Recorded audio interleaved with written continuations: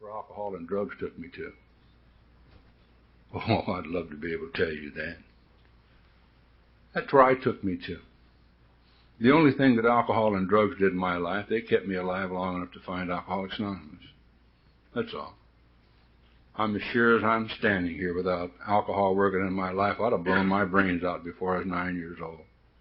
I've always been some type of an emotional misfit. I never belonged wherever I was. I was always restless and irritable and discontent. I was always out of step with everybody else. I never seemed to like them. They never seemed to like me. They never seemed to care for me. I always felt less than or left out. I just felt that way. And this was coupled with a tremendous wall of anger inside of me that made me angry about everything that went on inside. And I didn't understand that. I didn't understand that was symptoms of this terrible malady of mine, which was later going to take me into the gates of insanity and death and beyond. I didn't know that. I just knew that I couldn't stand the things that I was thinking in my head. I just knew that they were all wrong, and I didn't know what to do about them. I shouldn't think the way I thought about it. See, everybody in my family were drunks. Everybody. My mother, my father, my uncles, my aunts, my grandfather, they all drank whiskey.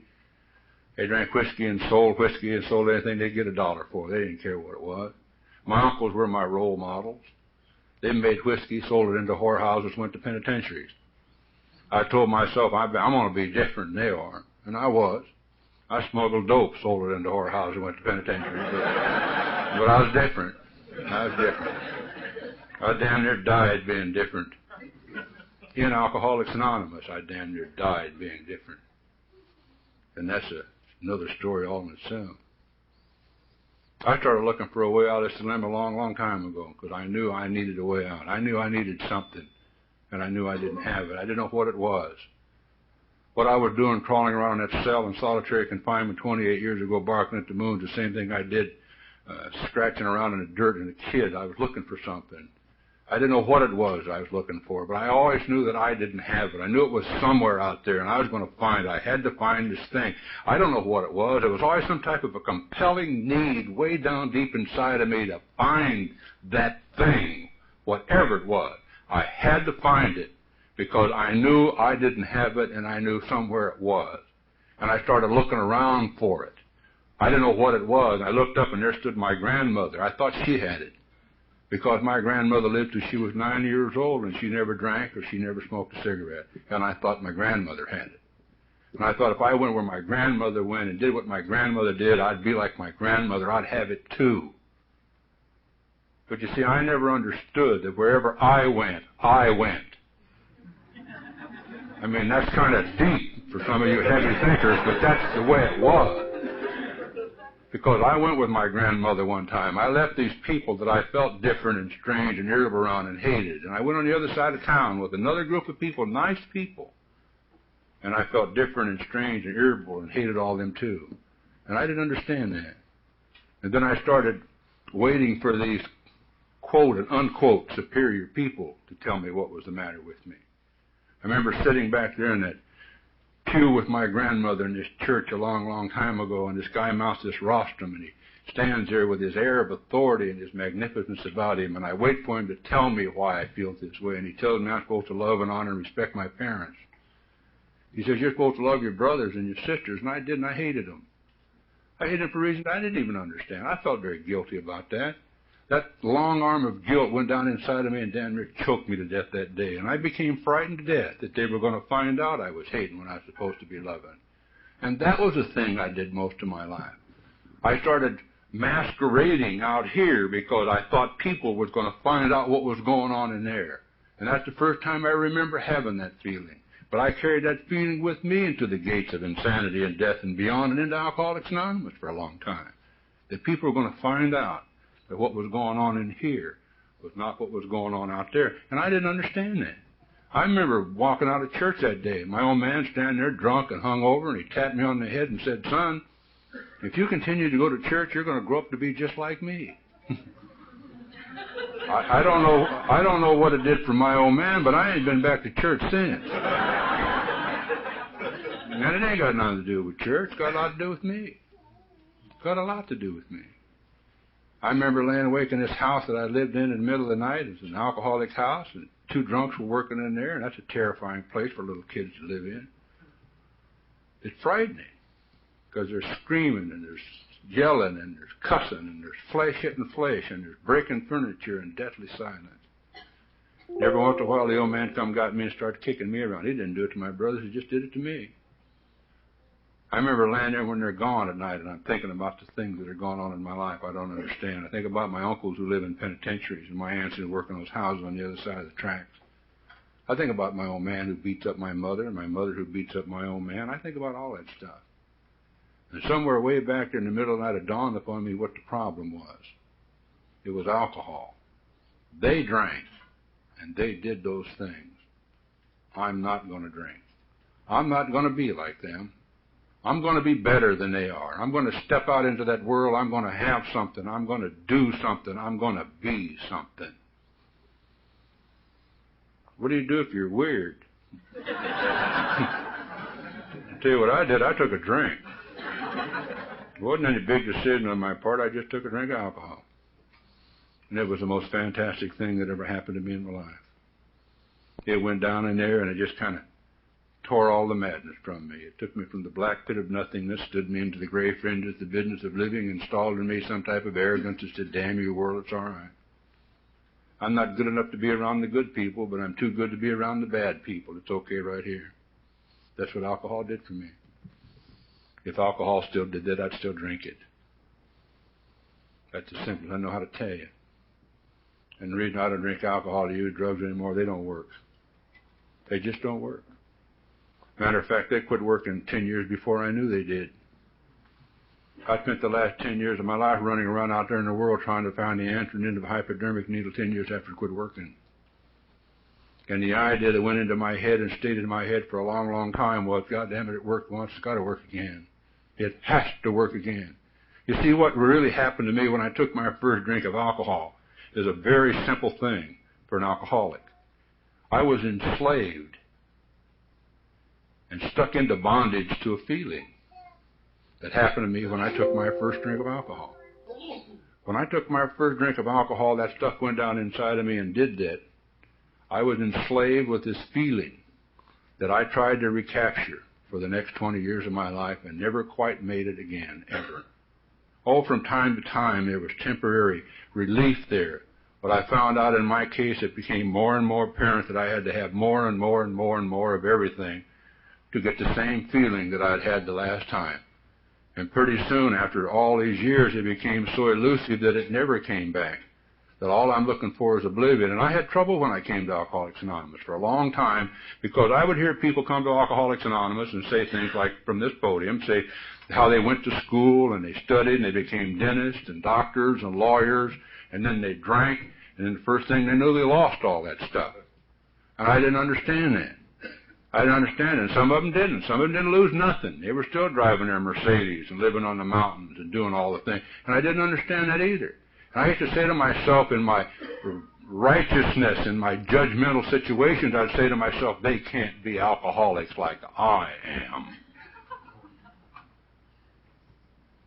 I've come to understand something because the book Alcoholics Anonymous has taught me something about a disease called alcoholism I'm afflicted with.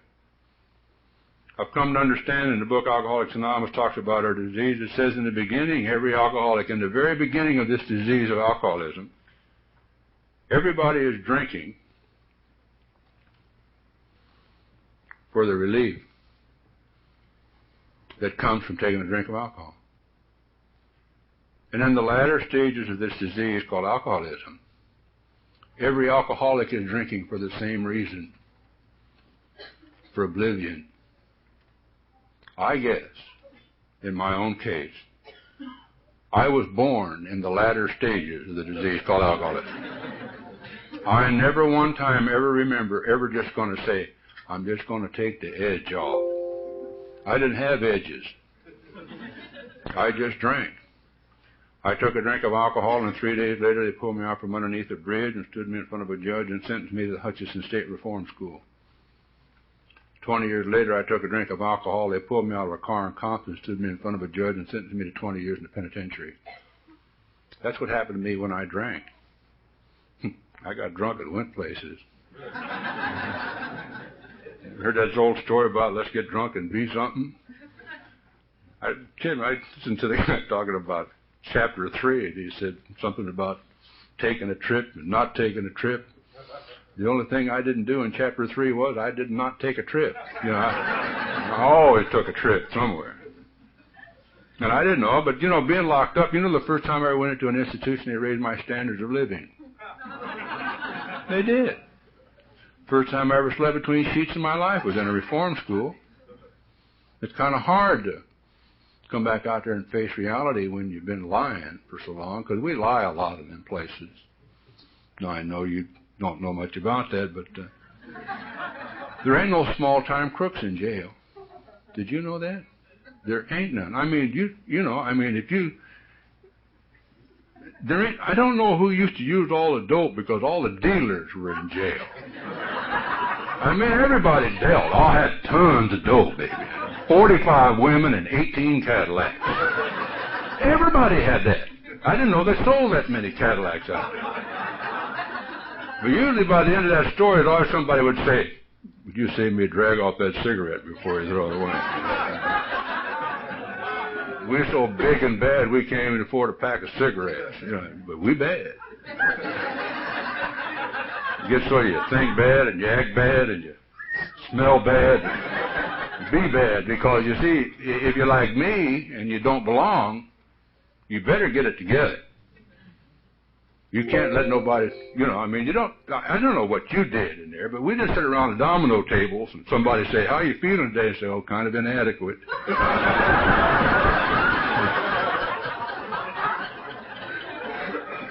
"What's the matter with you?" "I don't know. I have some kind of a sense of impending doom." I mean, we just didn't do that. I mean, that really wasn't in our intelligent conversation. We didn't do stuff like that. We lied to one another. And pretty soon what happens if you lie, if you hear yourself tell the lie long enough, pretty soon you cannot differentiate the true from the false. And you think that your life is the only normal one. And my life was getting loaded and going to jail. That's all. That's all I did. I didn't do anything else. I don't know anything about stopping drinking, quitting drinking, hanging it up, taking a couple and easing it off. I get it on out there. I just drink. And I drank, and I drank, and they arrested me. I lived with two thoughts in my head from my first drink to my last drink, and that was either get loaded or get the money to get loaded on. Heaven help you if you got between me and those two thoughts. That's all. I became willing to pay every price there was to pay. It didn't make any difference to me. If jail was the final, so what? Let's get loaded. Let's get out of this thing. Let's turn my head off. Let's get the tape stopped. Get this feeling out of my gut. Let's, just get ripped. And, in my day, they just wanted to arrest you. They just come and said, "Get in jail." "You get in the car, John." "Oh, okay." "What are we going to jail for this time, officer?" "I don't know. We'll find something, Johnny. You must be guilty about something." "Okay." To jail. That was before we had rights. They didn't read me the rights. They just hit me in the head with something. "There's your rights, sucker. Shut up." But that's the way I lived. And you see, I thought that was my life. I accepted my way of life.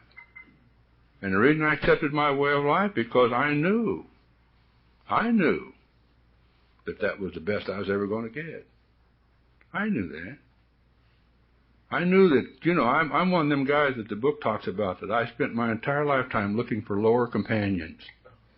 I never found any. By the time I got there, I was always less than. And when you're always less than, you got to try so hard. You got to try so hard just to catch up. Just to catch up.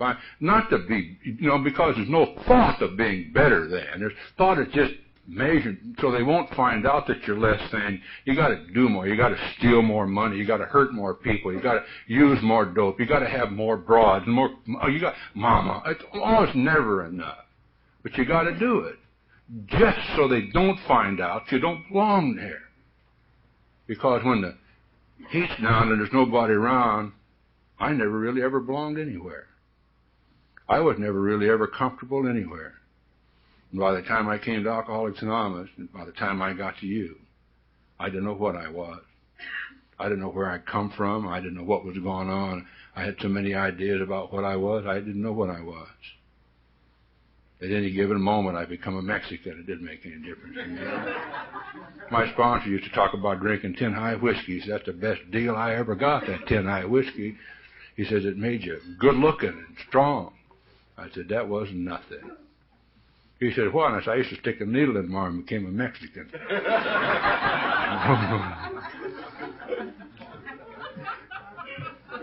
But that's the way I lived.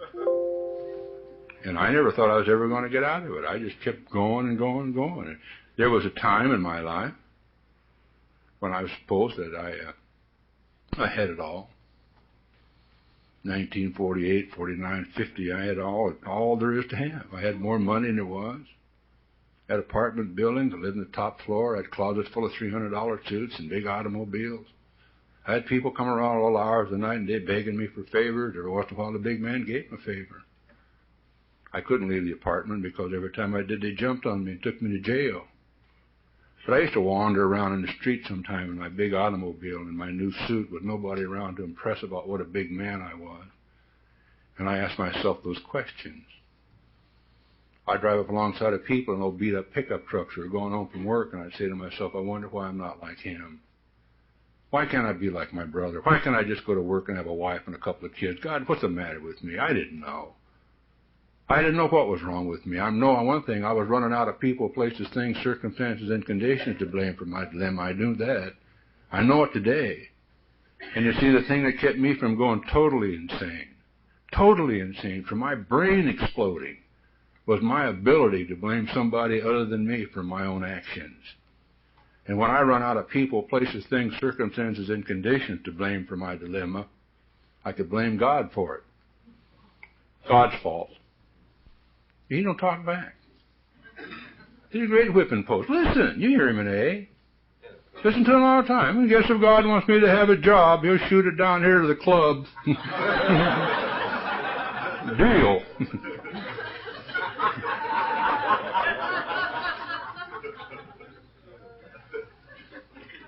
Next time you get hungry, go lock yourself up in the closet and pray for a hot dog. If God squirts you one through the keyhole, call me. I've been looking for a deal like that all my life. I'll tell you what I've learned about God since I've been in Alcoholics Anonymous, and what my understanding of God is today. I've come to understand that my God will not do anything for me that I can do for myself. Nothing. And there's only been one single thing in my life that I've never been able to do. I was never able to do it before I came to Alcoholics Anonymous. I've never been able to do it since I've been in Alcoholics Anonymous. I'll never be able to do it from this day forward. I've never of myself and by myself ever been able to keep from taking a drink of alcohol. I can't do that. I never have been able to. Now for over 27 years of my life, I haven't put any of that stuff in my system. And what's even more fascinating that to me is I haven't had a conscious thought or a conscious desire to put any of it in my system from the first moment I saw you to this very instant. Now that's what my God has done for me. Everything that's good and decent and normal in my life has been given to me by the grace of God through a miracle called Alcoholics Anonymous. Everything that's troubled me or upset me since I've been in Alcoholics Anonymous has been a direct result of my own actions and my own egotism and my own selfishness. That's all. I didn't know that when I came here. I didn't know that in 1951 when I stood in the old Los Angeles County Jail and my mother screamed at me through the visiting screen that I was a murderer. That my 17-year-old brother had gotten into some of my poison, taken an overdose of it, and died. I didn't know that. I didn't know that when I crawled up on a bunk after I'd come back from that visiting screen with some type of a feeling inside of me that I didn't understand, knowing I was supposed to be doing something but not knowing what I was supposed to do. No, I was supposed to feel something for something, but I didn't know what it was I was supposed to feel. I couldn't say that I was an animal because animals have more concern for things than I had. I was only concerned about my own well-being and my own images and my own selfnesses. That's all I was ever concerned about. I stood out underneath a tree 3 days later, handcuffed between 2 detectives while they buried this baby brother. And this baby brother's the only thing in my life I ever cared anything about. I got it all. I got the guilt and the shame and humiliation and the degradation hanging around my shoulders, and I'd like to be able to cry, but I didn't know how. I didn't know how to feel nothing. I went to the penitentiary right up the road here and stayed there 4.5 years, came out there sicker than I was when I went in there, trying to prove what a psychiatrist told me in there, that people like me didn't change, that I was doomed to die in an institution. Took me down and showed me the green room and says, "You're going to end up here, hot shot." And I told him, "Not me, I'm different. I'm different." I damn near died being different. I come waltzing out of that institution bound, determined I was going to beat that deal, and 6 months later I was laying in a nut house kicking and screaming. And that's when I made my round to some of the better laughing academies in the country, interviewing psychiatrists. Oh, I talked to them. We had great conversations. I sat there with my wraparound overcoat on, talked to them. They talked to me about my mother. I talked to them about their mother. They introduced me to a better thing called better living through electricity. Told me I had a bad attitude. They jolt you with that stuff. You have a bad attitude too, I think. One of the biggest lies I ever heard. I heard a guy in Alcoholics Anonymous say one time, he says, "You'll never know humility till you've been humiliated." I've been humiliated by experts. It didn't give me any kind of humility. It made me angry. Made me hostile and violent. And the more they humiliated me, the more angry I became, and the more hostile and more violent I became, and the more I was going to get even. Didn't know anything about no humility, and it don't come through humiliation. I've been humiliated by experts. I've stood and looked at people who looked at me like I had dung hanging from my eyelids. I had my own people look at me like I was something that come out from underneath a rock. I stood in front of a judge who was sentenced to 20 years in the penitentiary, and he told a woman who was carrying my child, if he cared anything about that child, I'd actually get so far away from me I'd never been allowed to lay eyes on it. I would call a blood-sucking parasite in society in front of 100 people. Said people weren't fit to live around me, and I wasn't fit to live around people. Tell me about humiliation. I crawled around in my own filth in a cell and barked at the moon. Humiliation, and I was the most angry, hostile person you ever saw in your life when I came to Alcoholics Anonymous. On the first Sunday in November 1959, I wandered into a meeting of Alcoholics Anonymous. I just wandered into a meeting of Alcoholics Anonymous. I lay in a deathbed prior to that, 12, 13 months prior to that, laid in a deathbed with the doctor telling me I'm going to die. I wandered into a meeting of Alcoholics Anonymous, and I sat in the back row with my coat collar up and my shades on because I was cool. If I'd been any cooler when I got here, I'd have probably froze to death, for God's sake. Sit there and looked up on the backboard. I saw 2 big A's, and I thought to myself, my God, I wandered into an anti-aircraft again. Know what Alcoholics Anonymous was. I had no way of knowing. They weren't advertising on TV in those days. I mean, no call for us. I said to this clown sitting next to me, I never will forget, I said to him, "What is this?" He says, "It's Alcoholics Anonymous." I sunk down in my seat. Gangsters weren't supposed to be hanging out with them winos.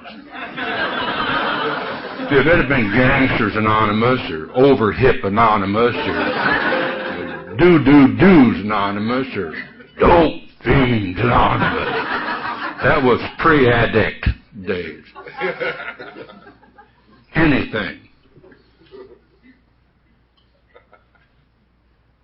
So I sat in these meetings of Alcoholics Anonymous, and I waited for these people to get up and tell their racy stories. Waited for these women to get up there and tell me about all the stuff they'd done. And there was something about these people that I'd never seen anywhere in my life before. They had sort of a peace about them, I suppose. That's the best description I know of today. I didn't know it then. These people had smiles on their faces and twinkles in their eyes, and they radiated something. They weren't like the people I was running around with. They ruined it. They started talking about God. When I came here and you talked to me about God, I got up and ran out of the room. God was the reason I was. I came back to your meeting the following week for the same reason I came to the meeting tonight. Same reason. I came back to the meeting to see these people because these people fascinate me. The people of Alcoholics Anonymous have always fascinated me. Because there's something that happens to me in an Alcoholics Anonymous meeting that happens to me no place else upon the face of this earth. I've been everywhere else. Something happens to me. No matter what's happening to me, I can walk in and sit down with you and know that I'm safe. No matter what's coming down out there, I know I'm safe here. I've always known that for some strange reason. I used to see these strange people who drove 185 miles to come up there and talk to me about God. They talked to me about God. I ran out of the room, and I wandered around, and I'd think about these people. And every once in a while, I'd grab one of them convicts and throw him up against the wall, look in his eyes and say, "You don't have it," and turn around and walk off. You get a lot of strange comments in those places when you start doing stuff like that. One day I sat in a meeting of Alcoholics Anonymous. A little guy that I knew did 23 flat years in penitentiary stood at a podium very much like this and told me the thing I'd waited all my life to hear. He told me I didn't have to live that way anymore if I didn't want to. He says, "You don't have to live like this no more." You know, nobody had ever told me that. They'd been telling me all my life not to drink, swallow, smoke, and shoot. But they never told me how to live without doing it. How do you live in a world that you don't belong to? That wants no part of you and you don't want any part of? And the only thing that makes it bearable for just an instant out there is something that you put in your system. I walked up to this guy after the meeting and I said to him, "Les, how do you learn how to live?" That's all I wanted to know. He looked at me and he said, "Johnny, there's a book called Alcoholics Anonymous in the library. You go get that book and I'll go home and pray that you find some part of you in it." I guess he's prayed real hard, that little fella. I've been a student of the book Alcoholics Anonymous from that day to this day. And the only thing I've ever found in that book is me. I haven't looked for anything else. I'm not looking for a way to sober up the world or cure all of society's ills. I'm looking for a way to live peacefully and comfortably and joyously with me and the loving God that made me. There is a strange phenomena that takes place in my life, and I'd like to share that with you. It seems like to me that the closer I adhere to the principles that are written in that book, and the more willing I become to share that knowledge in this fellowship, just for the sheer joy of doing it, the more peaceful and the more comfortable and the more joyous I live with me and the loving God that made me. I had a lot of trouble when I came to Alcoholics Anonymous. People like me have trouble when they come to Alcoholics Anonymous because they don't belong here. I was restless and irritable and discontent, and I was different. But I prided myself in my differences. And the more prideful I became in my differences, the sicker I became. And the sicker I became, the more prideful I became, and the more different I became. And I'd sit in meetings of Alcoholics Anonymous, and I'd listen for the differences in Alcoholics Anonymous. And I'd hear people say things like, "I used to drink. I don't drink anymore, and everything is wonderful." I'd say, "I'm not alcoholic then. I'm not drinking either, and I'm crazy." I didn't understand it. See, when sobriety is your enemy, and you're different, and they talk about drinking and not drinking is the answer, you know that's not the answer. You know that's wrong. You're not. What I knew was that I wasn't an alcoholic. See, I knew if I was an alcoholic, all I would have to do is not drink. If I was an alcoholic, I knew that. It's not true. If I had an alcohol problem, all I would have to do is not drink, and I would be all right. When I'm an alcoholic, I suffer from a disease called alcoholism. And when sobriety is my problem, and drinking is my answer, the problem is not alcohol. The problem is the disease. I didn't know that, because I didn't identify with this thing. I heard people say things like, "You got to get active in Alcoholics Anonymous." I got active in Alcoholics Anonymous. I got up and I ran around and I picked up chairs. I poured coffee. I smiled at people. Wonderful. I went back and stood in the corner back there with all the hipsters and died. Because I was doing everything they told me to do. And my inside didn't match their outsides. I didn't have that quietness about me that they had. The rage was still in there. And I didn't understand them. I read their book. It didn't make any sense to me. I threw it across the room. And I went over and picked it up one night and looked down and saw the most simple statement I'd ever seen in my life. It said, how it works. Want you to know, I almost missed that. I guess I was like a lot of people in Alcoholics Anonymous. I guess I was jockeying for position when they read the 5th chapter. Or trying to see who could see if I was there. Or whatever they do. Who sit through these meaningless things in Alcoholics Anonymous. So they can get around to the real stuff. You know it's already been told here in Alcoholics Anonymous tonight. By you who don't know. Who makes this program, who doesn't, and why not? Do you know that? Barbara read it. The mystery is no mystery to me anymore. It's very factual. And reading is factual because I've been close to and active in Alcoholics Anonymous and only Alcoholics Anonymous for 27 years of my life. And in the first paragraph that was read here in the 5th chapter tonight, it says this. Rarely have we seen a person fail who has thoroughly followed our path. Those who do not recover are people who cannot or will not completely give themselves to this simple program. And where it's killed more people than anything that I know of, it says simple program. And that's not keen enough for a keen alcoholic mind like mine.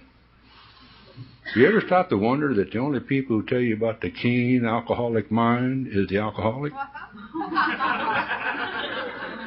Nobody ever else said, look at that clean alcoholic mind there flopping around down there in the gutter. I'm sure them guys in them nut houses right before they threw that switch, they said, watch this keen alcoholic mind jump. Just alcoholics tell you they've got keen alcoholic mind. I found it necessary to fulfill the condition of a program of recovery called Alcoholics Anonymous while confined in an institution. I'm so grateful for that sometimes I can't see because I know I'd have never been able to come to Alcoholics Anonymous on the streets.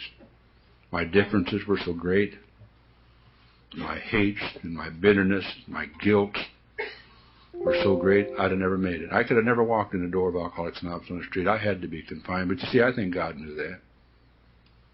I think my God knew what it took for a guy like me to get here.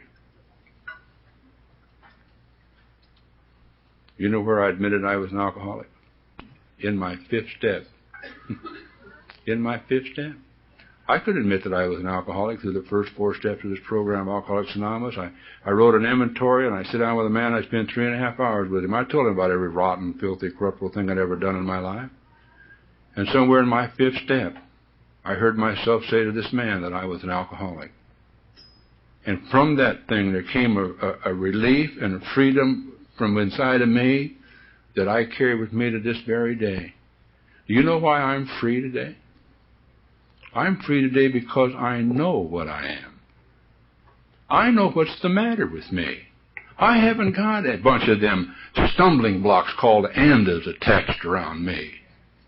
I'm not an anda nothing. I was once.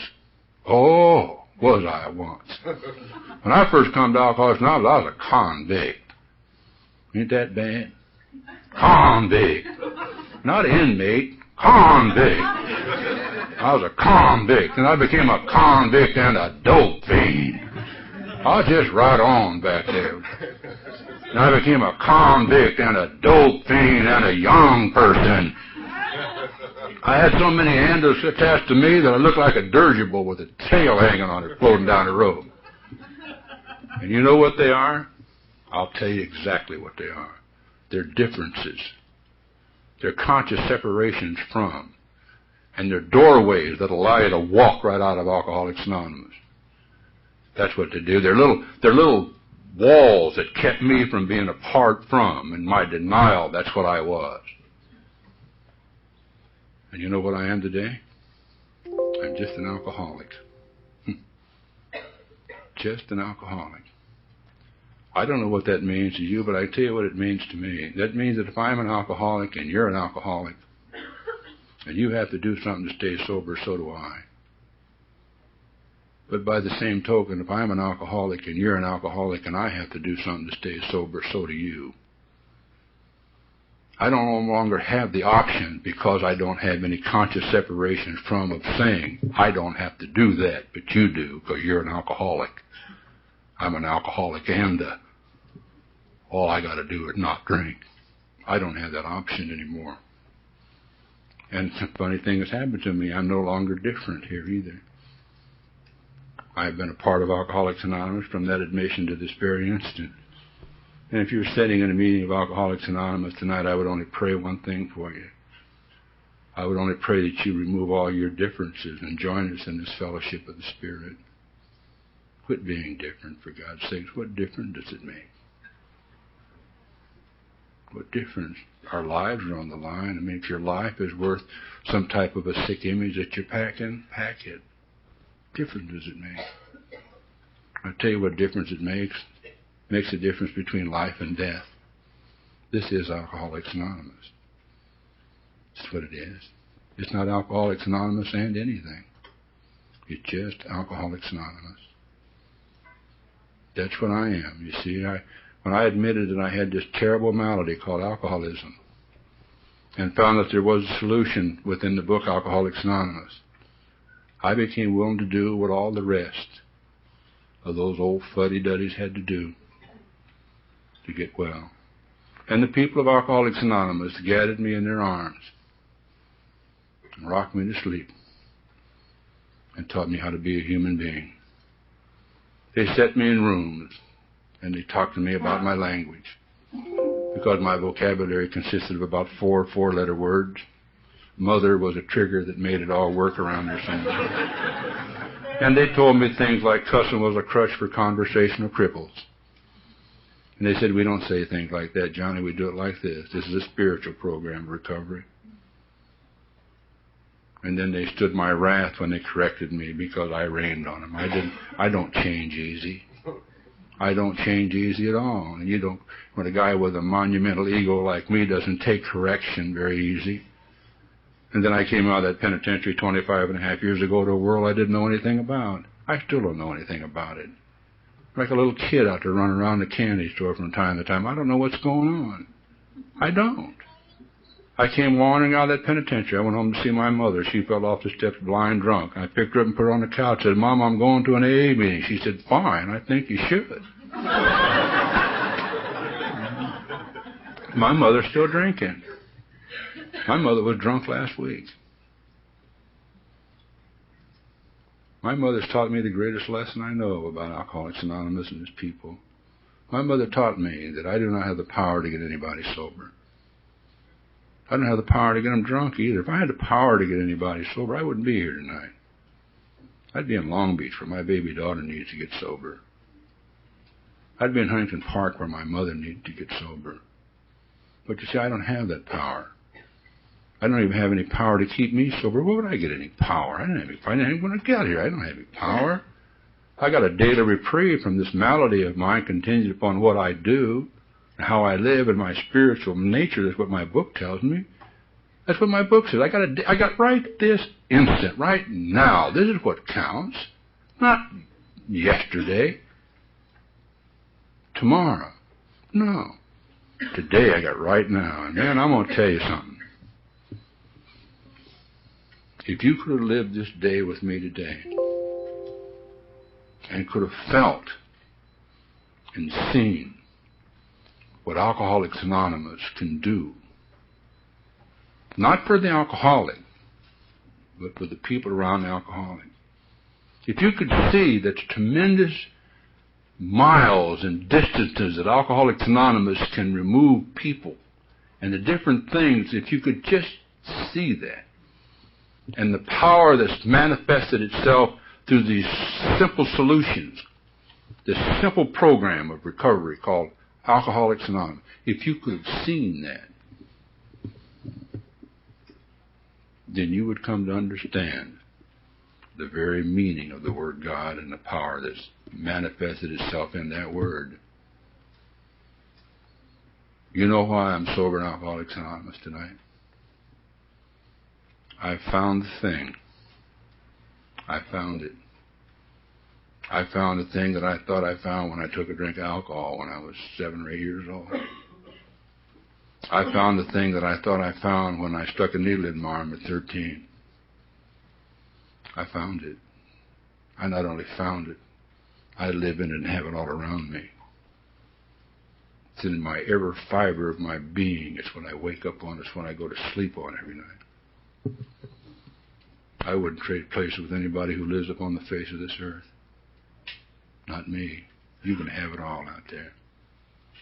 You can be anything you want to be. Me, I just want to be a member of Alcoholics Anonymous. I want to serve this fellowship to the best of my ability. This fellowship is all I've ever needed.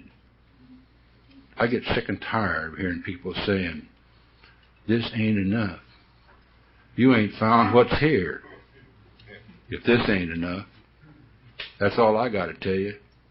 Anybody who ain't found what's here don't know what's here. I mean, that's deep, huh? You ain't found it, you ain't found it. I can tell you, it's been enough for me. It's kept me, it's taken me from places and put me in places you wouldn't believe. And I have never been anywhere else. You know what's the difference between me and that thing that was crawling around that cell 27 years ago, 28 years ago? A program called Alcoholics Anonymous. There hasn't been anything else infused. There hasn't been nothing there. I haven't done anything else. And I live a life that people don't even believe. I don't even believe it.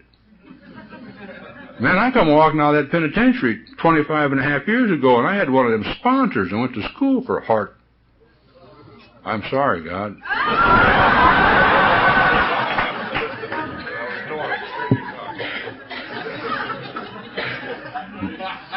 Yeah, he's either telling you better listen or me to cool it, one or the other.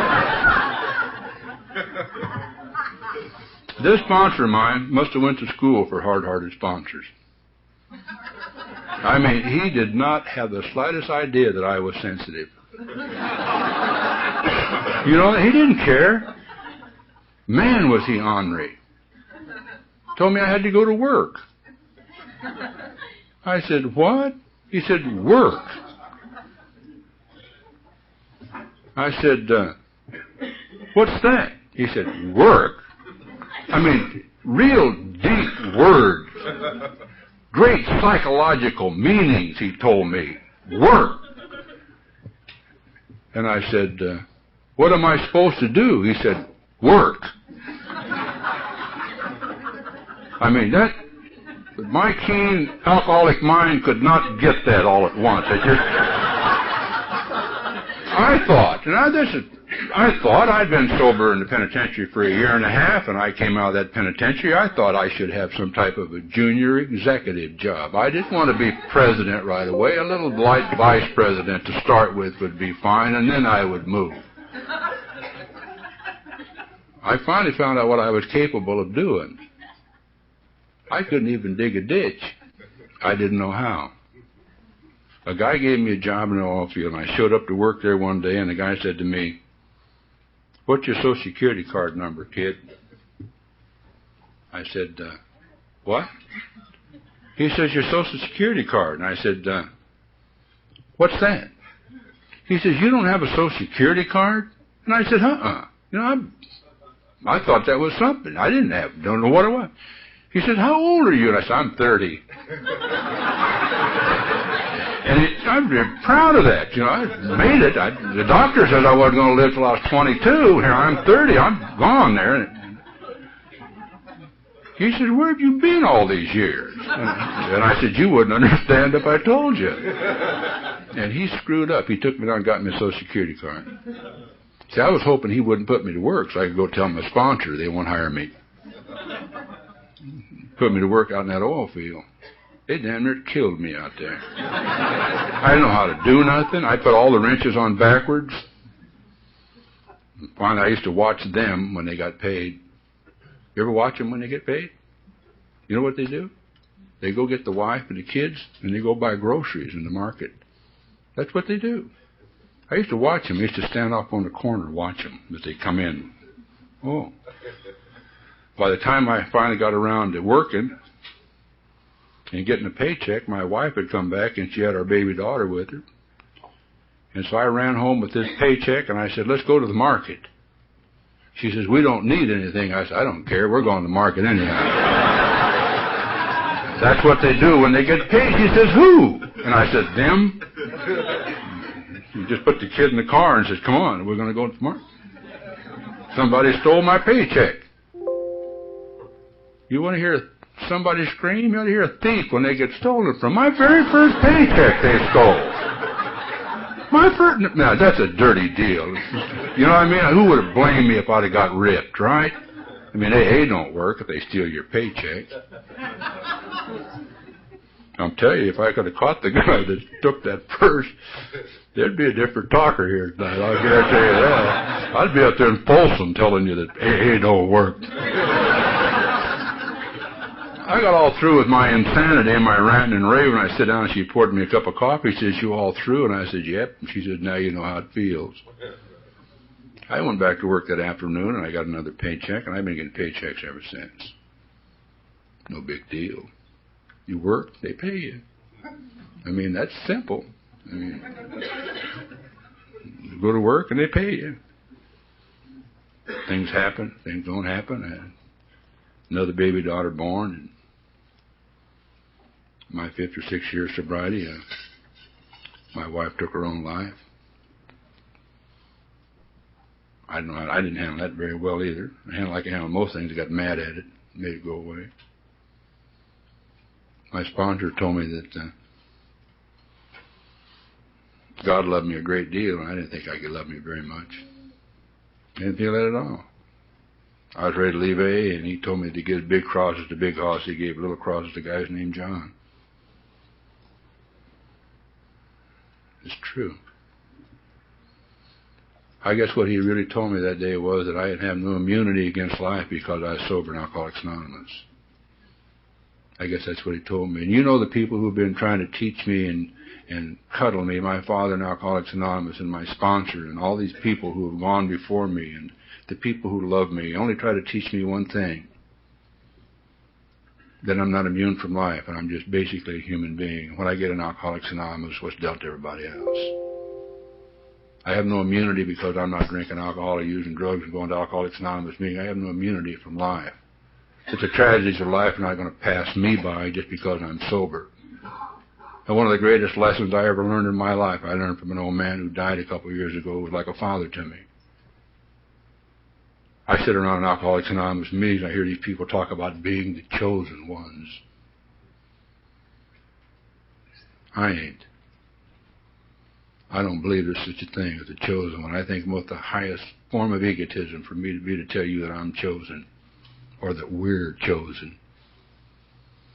My father in Alcoholics Anonymous told me that we were all God's children, all of us. That's what he said. He said he makes the rain fall on the just as well as the unjust. Isn't that amazing? It just don't rain on them bad folks. And I said to him, then how come I'm sober, Papa? How come I'm sober? Because I know that people right in this room tonight who are going to die drunk. Far better people than I'll ever be. There's far better people who will die and never come to Alcoholics Anonymous. Far better people than I'll ever hope to be in my lifetime. I've known people come to Alcoholics Anonymous, far better people than I've ever been, and couldn't stay sober and die drunk. And so I said to him in my questioning little childish way, I said to him, then how come I'm sober? He says, because you've come to understand and somebody told you you're one of God's children. That's all. And then they demonstrated through their acts that you're one of God's kids, and so God treats you like one of God's kids. It becomes the Father's great pleasure to give you His kingdom. And I've learned about that from my own children. It's become my great pleasure to give my children my kingdom. If they don't accept it, the only requirement is they got to act like my kids. And so when I learned that from this old man, my primary purpose in life became only this, is to stay sober and to carry this message to the alcoholic who still suffers, because I want them all to know. I want to go out there and I want to spread the good news. I want to tell them about the things that I know about. I want to tell them about the lame walking and the blind seeing and the deaf hearing. I want to tell them about it because I live in it. I want to tell them about the gospel of the good news, that there is life after death. And it's called Alcoholics Anonymous. For an alcoholic, a practicing alcoholic, that is death. For an alcoholic with a disease called alcoholism, Alcoholics Anonymous is life. The book Alcoholics Anonymous says we're reborn. That means before we can be reborn, I guess we got to die. And what I had to die to before I could come here and stay here and accept these things, I had to die to self. That's what I had to die to. And I've come to understand that the program of Alcoholics Anonymous and everything entailed in this book is nothing new at all. I've come to understand that. And the reason I've come to understand that is because I found out that in the 14th and 15th century there were people talking about these things. There was an old man that said that if you were to find God, you'd have to look deep within yourselves. And there was a guy who lived in the 14th century who said that heaven absorbs a vacuum, but God absorbs a vacuum even more under heaven and earth. Empty yourself of self, said he, and you will be automatically full of God. Isn't that amazing? The book Alcoholics Anonymous says we take a searching and a fearless moral inventory of ourselves. We admit to God, to ourselves, and to another human being the exact nature of our wrongs. We empty ourselves of self. The third step of our program's recovery says, relieve me from the bondage of self. Selfishness and self-centeredness. And I hear people talk about these things all the time in Alcoholics Anonymous. I hear people talk about love before they came here, and God before they came here. I had belief, and I didn't, folks. I'm sorry. I was so selfish and self-centered and self-seeking before I came to Alcoholics Anonymous. There was nothing in my world but me and my own comfort and my own well-being. I'm sorry, that's the way it was with me. However it was with somebody else is however it was with somebody else. But you see, I'm an alcoholic. All my life I thought I got a bad deal. When I was a kid, I thought I got a bad deal, and that's all I thought about. When I took a drink, that's all I thought about was drinking. When I started going to institutions, all I ever did think was about getting out so I could start drinking again. And that's all I ever thought about was me, I, me, I. Now I come into Alcoholics Anonymous, and through this simple program of recovery, and through this fellowship that I live in and have my being, from time to time in my life, I have been more concerned about your well-being and your happiness than I am my own. And that's the type of day I had today. I've become more concerned with somebody else's happiness and more happy for somebody else's happiness and joy than I was in my own. That wouldn't have been possible 28 years ago because I didn't think about anybody else. I thought about me, and only me. So therefore I was in deeper bondage than alcohol or drugs had ever put me in.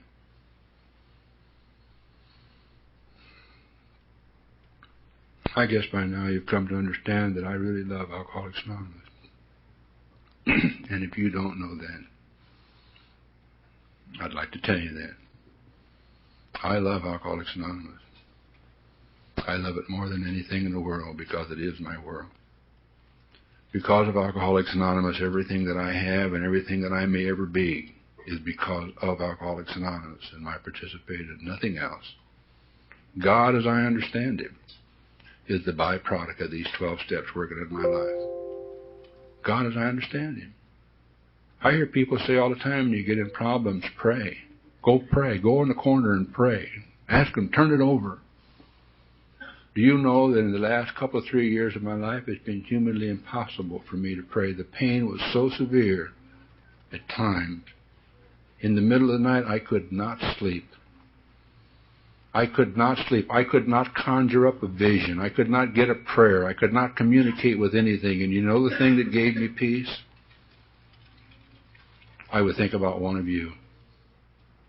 And somewhere in my mind, somebody that I was working with, some newcomer at that particular time, I could recall the light coming into their eyes and the peace coming into their face. And I knew that there was a power working here. And if that power would work in their life, they'd work in mine.